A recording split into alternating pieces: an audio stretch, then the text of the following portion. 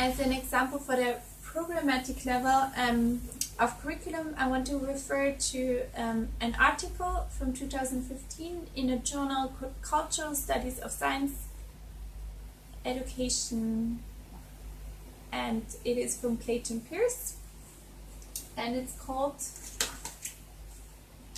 Learning About a Fish from Actor Network Theory, and Science Education.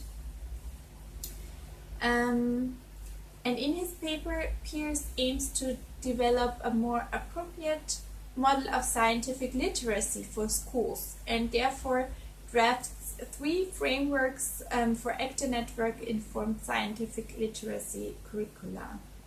And he begins first with pointing out and criticizing that science education has an understanding of science that separates nature from culture. And he says that this understanding and therefore this model or this science education concept is failing our post-genomic era because we have genetically engineered animals, for example.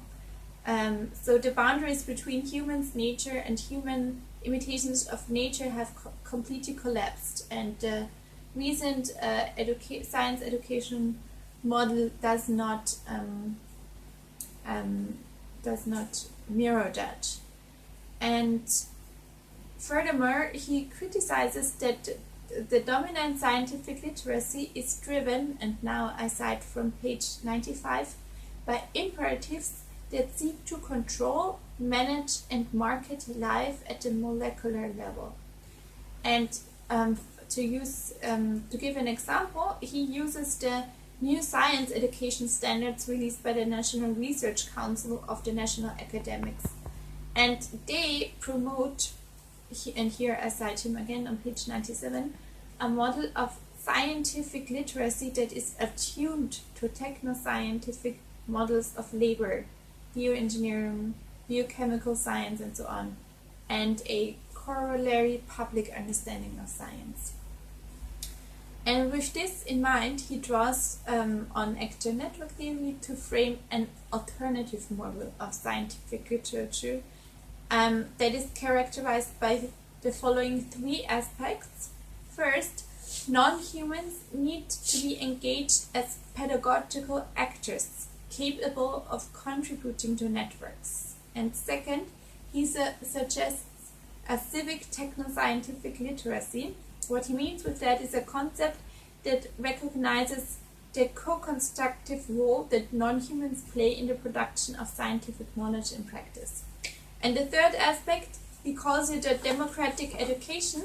And what he means with that is that the use of epistemological tools that create a more coherent vision of the way that lives of humans and non-humans are involved in different economic and cultural systems with aspects of ownership, power, dominance, and so on.